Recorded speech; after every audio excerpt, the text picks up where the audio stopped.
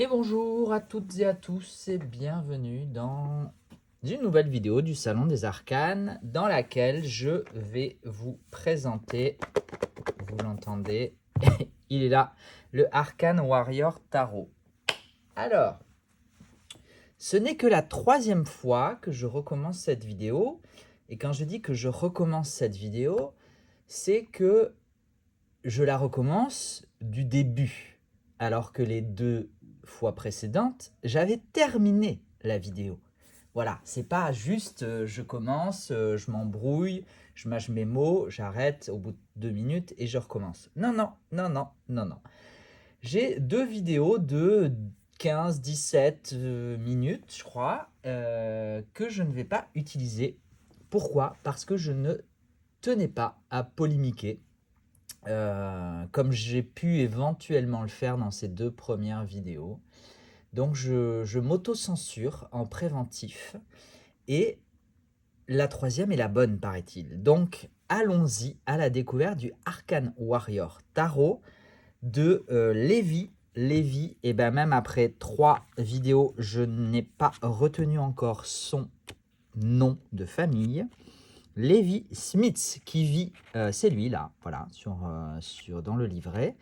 Il vit aux Pays-Bas, mais je n'ai pas l'information quant à savoir s'il est originaire des Pays-Bas ou pas. Voilà, ça, après tout, ça ne nous regarde pas forcément, d'ailleurs.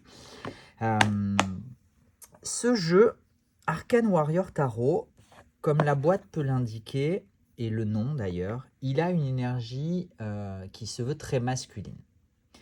Et si je n'ai pas utilisé les deux vidéos précédentes, c'est parce que justement, je me suis un peu emballé pendant plusieurs minutes sur voilà, la place du masculin dans la sphère tarot, cartes, spirituelle même, plus largement.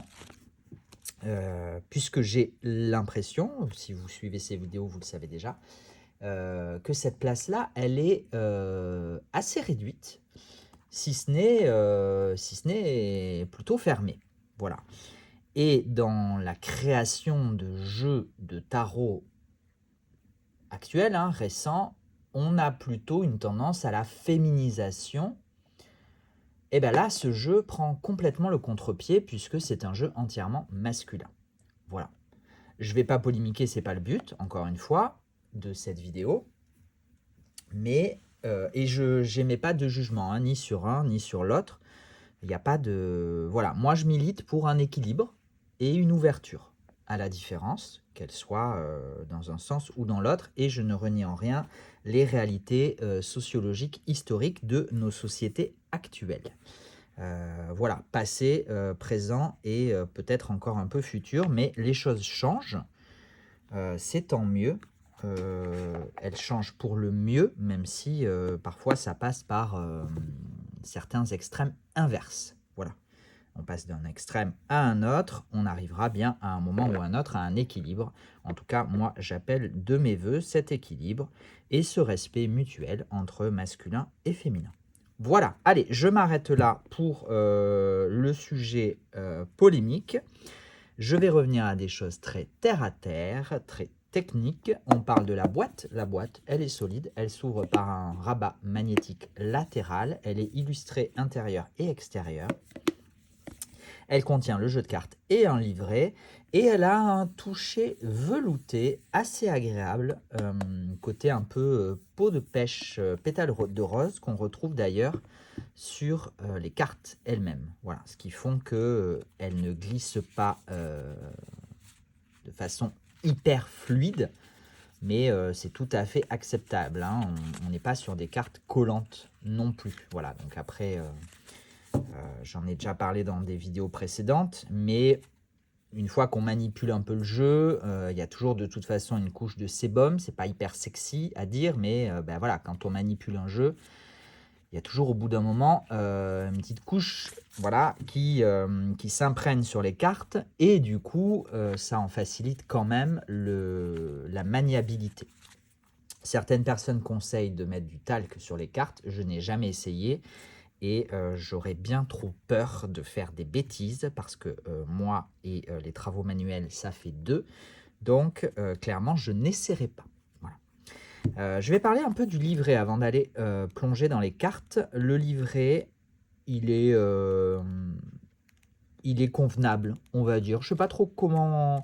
Je ne l'ai pas consulté, encore une fois, vous le savez, je présente ces vidéos de façon totalement improvisée. Il y a quelques éléments sur les arcanes majeurs et il y a assez peu d'éléments sur les arcanes mineurs. Voilà, on est vraiment sur quelques mots-clés. Mais on a des exemples de tirage, on a une petite intro à la divination, à l'utilisation de ce deck. Ça, je ne sais pas ce que c'est. Voilà, ça fait 3 vidéos que je vois ces choses-là. C'est des sigils, ben voilà, c'est des sigils. Ouais, il aura fallu 3 tournages de vidéos pour que je découvre qu'il y avait une partie dans le livret de création de sigils magiques. Voilà, les sigils, pour celles et ceux qui ne savent pas ce que c'est, ce sont des symboles qui sont porteurs d'une intention ou d'une énergie dans une pratique ésotérique ou magique. Voilà pour le livret. J'avais son nom ici, hein, chaque fois je vais le chercher au fond, mais en fait, voilà, il fallait bien un troisième tournage pour se rendre compte de tout ça. Au niveau des cartes, on constate assez facilement, je pense, qu'elles sont plus grandes que la taille habituelle. Je n'ai pas mesuré, mais clairement, on est sur un grand format qui peut être dérangeant à la maniabilité, hein. Voilà, moi j'y arrive, mais j'y arrive tout juste à manier les cartes. Enfin, on y arrive, hein. Au pire, on prend dans l'autre sens, hein. On prend vertical plutôt qu'en horizontal. Je ne sais pas comment, ou en horizontal plutôt qu'en vertical, j'en sais rien. Bref, vous avez compris l'idée. On prend dans l'autre sens pour mélanger, voilà. Et ça marche, hein. Il n'y a pas de problème. Mais je sais que les grandes tailles, c'est pas toujours ce qui marche le mieux. Au contraire, on a plutôt une tendance au succès des mini-decks qui restent encore assez rares. Je ne sais pas pourquoi, je suis en train de me rendre compte que finalement des mini-decks, il n'y en a vraiment pas tant que ça. C'est dommage parce que c'est assez pratique. Maintenant, les grands formats permettent de plonger dans les illustrations. Je pense au Slavic Legends, par exemple, où j'avais fait une vidéo comparative des 3 éditions. Et le grand format permet vraiment de plonger dans l'illustration, qui est extrêmement chargée en détails. Ce n'est pas le cas ici. Ici, on est sur des illustrations assez basiques. J'ai pas envie de dire simpliste, mais vous comprenez un peu l'idée derrière. C'est pas un jugement de valeur, évidemment. Et assez symbolique. Voilà. Et d'ailleurs, pour faire le lien avec le livret, il n'y a pas énormément de détails, notamment sur l'utilisation des symboles, sur l'explication du choix d'illustration par rapport à la carte, parce que l'auteur, Levi Smith, a tenu à laisser le champ libre, laisser le pouvoir d'interprétation et d'association libre à chacun et chacune des personnes qui souhaiteront utiliser ce deck, qui, je le disais en introduction, est extrêmement masculin, mais peut très bien convenir à des personnes qui se revendiquent du genre féminin, hein. Il n'y a pas de... Voilà, il n'y a pas de débat, ça reste un jeu masculin, LGBT, disons-le, ou gay, hein, carrément, puisque ce sont clairement des rapports homosexuels masculins qu'on peut retrouver dans certaines illustrations. Voilà. On part sur les cartes. On a vu des tranches dorées mat. On a vu un dos de deck qui semble réversible, mais qui ne l'est pas exactement. Voilà, c'est une fausse symétrie. Donc, je pense que c'est utilisable en carte à l'endroit, carte à retourner, mais faut pas, voilà, si on met pas le nez dessus généralement, hein, donc je pense que c'est tout à fait utilisable pour les personnes qui souhaitent utiliser leur jeu en carte retournée. Et puis du coup, je vais vous présenter les cartes les unes après les autres. Certaines arcanes majeures ont été renommées et les reines ont également été renommées en Crown Prince de mémoire. On verra ça dans les arcanes mineures. Chaque carte dispose d'un petit nom et d'une petite phrase qui vient malgré tout donner le ton, l'énergie de la carte. Je vous parlais de thématique LGBT. Bon, c'est pas non plus hyper flagrant. C'est-à-dire que là, sur les amoureux, on a un choix entre deux hommes. Un qui représente plutôt la lumière, l'autre qui représente plutôt une part d'ombre, une part lunaire. Bon, rien ne dit ce qui se passe en dessous de cette illustration. Donc, le choix d'interprétation est libre, même si il me semble, et il me semble, encore une fois, je ne suis pas allé vérifier, il me semble que l'artiste se revendique de la communauté LGBT+. Voilà.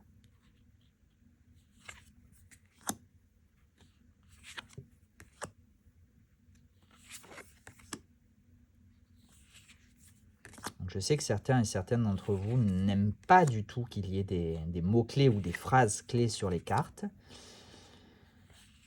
Parce que ça, je ne sais pas si ça brouille limite votre pouvoir d'intuition et d'interprétation. Il y en a d'autres que ça peut aider, notamment des débutants qui peuvent se sentir rassurés par ce moyen.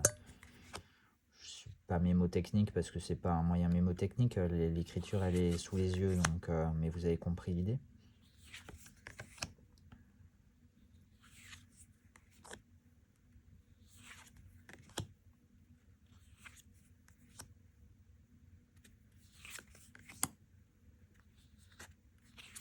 On est sur un masculin très dénudé. Voilà, le Crown Prince, c'est bien ce que je vous disais tout à l'heure. On est sur un masculin très dénudé qui respecte... on n'est pas sur de la nudité obscène ou sans aller sur l'obscène sexuel. Mais voilà, on est sur... un archétype masculin dénudé et musclé. Voilà. Ce qui n'est pas forcément très représentatif de la diversité physique des hommes. Mais bon, voilà, c'est comme ça. C'est comme ça. Je vous présenterai dans une prochaine vidéo un autre deck pour le coup qui sera très féminin. Comme ça, on rééquilibrera la balance. Et qui sera également extrêmement dénudé, mais qui sera également extrêmement, je ne sais pas si je peux parler de caricatural, mais en tout cas stéréotypé, clairement. Et c'est vrai que dans le monde moderne d'aujourd'hui, la tendance est plutôt à la diversité des corps, à la diversité des représentations, à la diversité aussi des genres et des sexualités, etc., des minorités. C'est pas particulièrement le cas dans ce deck-là, ni dans celui que je vous présenterai la prochaine fois, qui est le pas de suspense, je n'ai rien à cacher, qui est le Broken is not bad tarot. Voilà, j'en profiterai pour vous présenter le tarot et l'oracle Dare to Shine de la même artiste dans une même vidéo. Voilà. Désolé pour cette petite digression du Arcane Warrior Tarot de Levi Smith.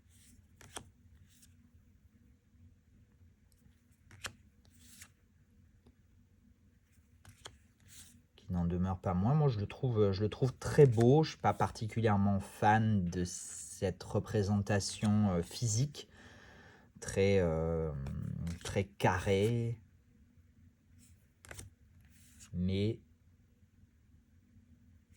il y a... je trouve intéressant le parti pris et le contre-pied de cette représentation ultra masculine sans être toxique. Enfin, je pense que ça se voit dans le deck.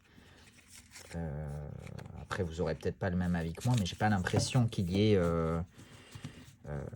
quelconque toxicité dans cette représentation masculine.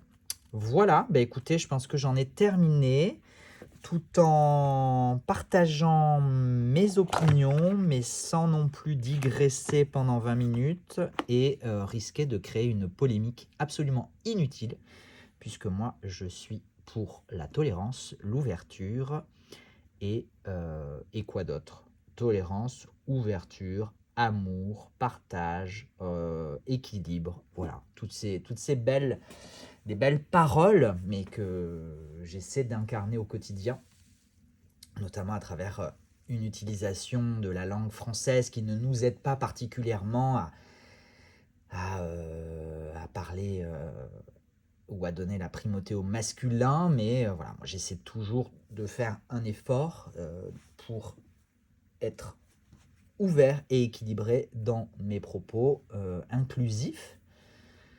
C'est pas toujours simple, il faut déconstruire certaines habitudes, ça déplaît à certaines personnes, c'est peut-être pas assez pour d'autres, mais voilà, on fait ce qu'on peut avec ce qu'on a et avec qui on est. Et j'en termine là. Prenez soin de vous, je vous donne rendez-vous pour une prochaine vidéo très très très bientôt. Généralement, je poste le mardi et le jeudi, voilà, c'est dit. Et puis si j'ai envie de faire des exceptions, je fais des exceptions. Voilà, c'est pour pas trop vous habituer aussi, c'est bien parfois de changer ses habitudes et de se laisser surprendre ou de se surprendre. Et puis voilà, n'hésitez pas par contre, gardez l'habitude de liker, commenter et partager parce que ça, c'est important pour cette chaîne YouTube et donc pour la boutique qui en découle.